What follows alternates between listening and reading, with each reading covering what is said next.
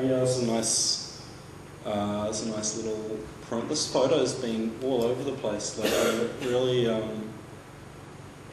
it's really strange because it's a tiny little detail. It's upstairs. It's a little detail. It's just a block-mounted. It's a block-mounted print. It actually has a small oil painting on the other side, which until the very last minute was actually the side that was going to be displayed. Until I decided that I liked the back better for some reason. The back was nicer, and whatever paint is on there is just like incidental from being worked on the other side. So there's this kind of problem of like, what's on the reverse? Nobody knows. I'm not going to tell you. There's this work. This work is called Promotional Marketing Concepts. It's a framed, water-damaged poster, and a small drawing was found in a library book that appears to be a sketch for somebody's logo. They're making a logo. Their company is called Promotional Marketing Concepts.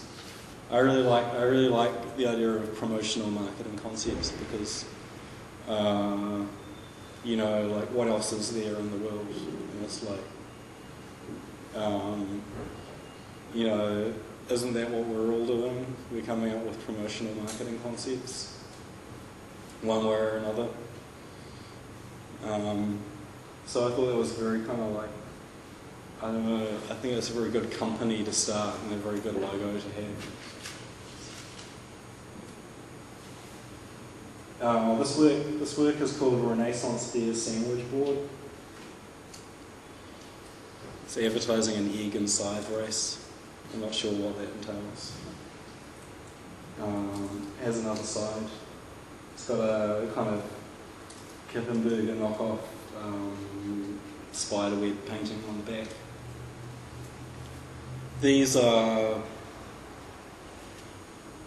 These kind of quatrefoil forms were found in a pile of rubbish in Freeman's Bay. There was a big pile of them. I think there was a guy who lived down the road from me. He was into heavy metal. He had heavy metal posters all over his walls. I think they were underneath the heavy metal posters.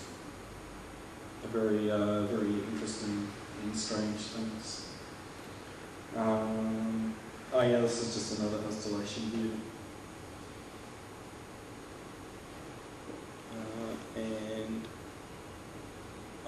The other thing that I wanted to talk about is there was a reader that came out as part of this. This is the first kind of couple of pages. It's called EK Anon. EK Anon is an archived thread from a website called 4chan. Tells the story of, well, here we go, we'll read it out. So, this guy says, I set five computers to continuously record CNN, MSNBC, Fox, Al Jazeera and the BBC. I set the other 7 to record random channels for 10 minutes apiece. For a week I've stacked the monitors on a modular shelf in my living room, and I've got them all slaved to a single wireless keyboard. Each of the week-long recordings is queued up to play simultaneously in 400% speed, with commercials pre-scanned.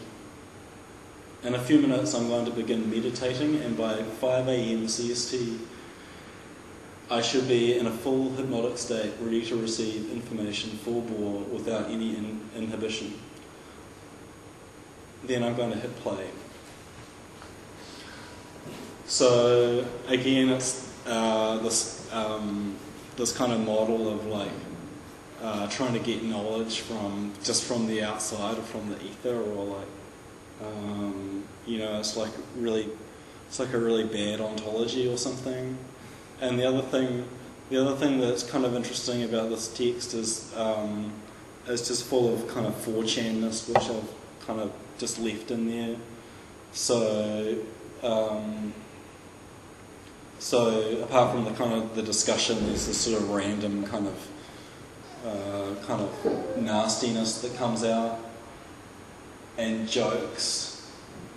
I really like he's gonna the whole thing, dude, the whole thing. He's totally gonna the whole thing.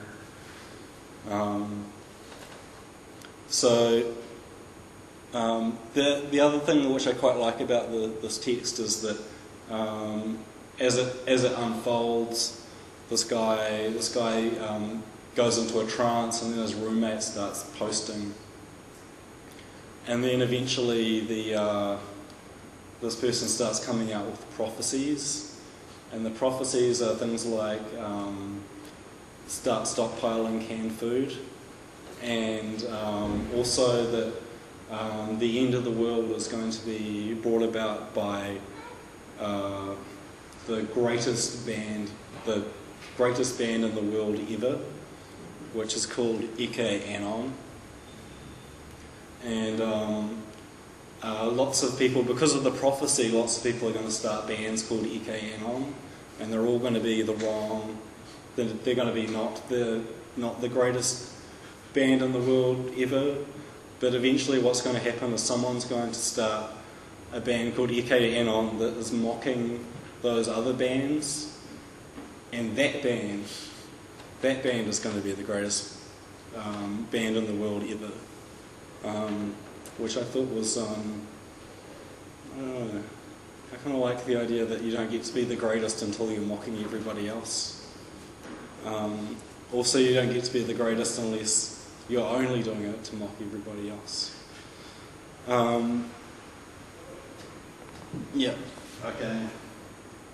So that's the show. The other thing that I wanted to kind of just quickly touch on, I got a couple of photos. This is kind of a sequel to Explaining Things. This is an installation view of a show called Shallow Relief, which is a show that kind of deals with narrative structure in a really bad kind of way, a similar kind of bad, wrong kind of way. The narrative doesn't go anywhere, doesn't finish, the joke goes on and on and on and on and on and on. But also, I thought it would be useful to kind of show this just because a lot of the new objects that are in the show had their genesis in this show.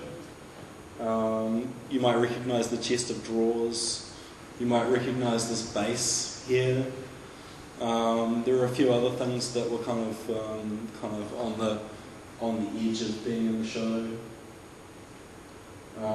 This work has been shown about 3 times. Here it is in Tatui earlier this year. At this point, it had grown this kind of at the back of the chest of drawers. I attached this kind of extra kind of compartment. It's like a hidden secret compartment. You could hide things in there, sort of behind the back of the drawers.